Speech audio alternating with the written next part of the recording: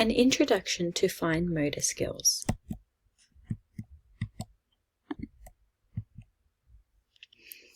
So what are fine motor skills? Fine motor is the ability to control and coordinate the small muscles in the hand to perform precise movements.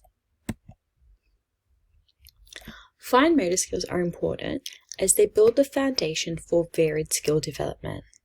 They're a precursor to academic skills such as literacy and numeracy in the school environment, and they facilitate independence in self-help skills such as dressing, tying shoelaces, and feeding. So children with poor fine motor skills may often avoid these activities and present as easily frustrated and maybe even behavioral.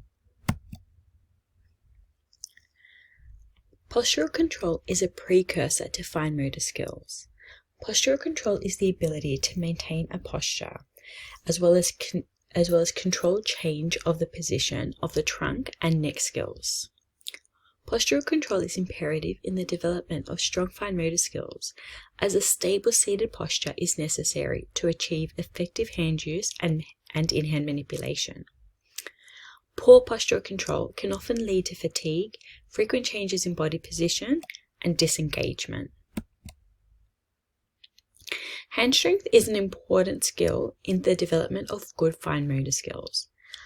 Low hand strength often leads to poor pencil grasp, fluctuating pencil pressure, and slow handwriting speed. So as OTs, there's a lot that we can do to target hand strength through fun activities, such as tweezer sorting activities, therapy, bubble wrap, and peg games. Bilateral coordination. So bilateral integration is the ability to use both sides of the body at the same time in a controlled and organized manner. Poor bilateral coordination can impact scissor skills, as children will have difficulty stabilizing the paper and turning it whilst they're cutting, as well as handwriting, as children with poor bilateral integration skills will often be writing and they won't have the awareness to use their helper hand to stabilize the paper whilst doing so. So the way that this can be targeted is by practicing beading, tracing around objects, and finger painting. In-hand manipulation is the ability to move and position objects within one hand without using the assistance of the other hand. Now there are three components to in-hand manipulation. The first is translation, so moving the object between the palm and the fingertips. The next is shift, which involves moving the object between the fingers. The last is rotation, which involves turning the object around using the pads of our fingers only.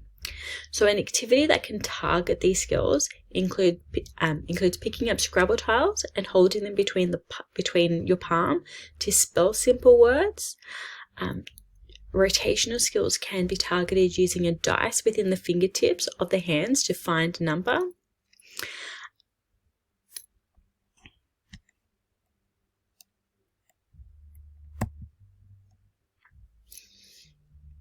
Now, thumb opposition is the ability to turn and rotate the thumb to touch each of the fingertips.